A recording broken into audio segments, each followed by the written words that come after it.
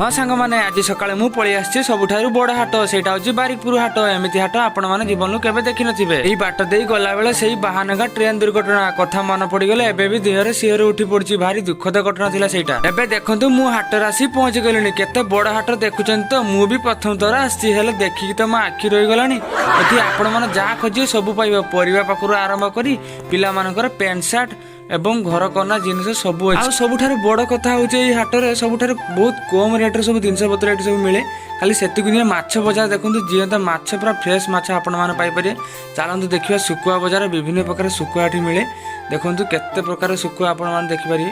देखो बहुत प्रकार शुखुआ शुखुआ खाଇବା लोकों पूरा स्वर्ग। ये देखो ये हाटर मुख्य आकर्षण हूँ घुषुरी मांस। ये मांस किणवा सांग आपड़ ये रांधि गरम गरम खाईपारे। तेरे डेरी कहीं आसतु के बारिकपुर हाट को भूली जाते। वीडियो भल लगता लाइक सब्सक्राइब करा भूलें।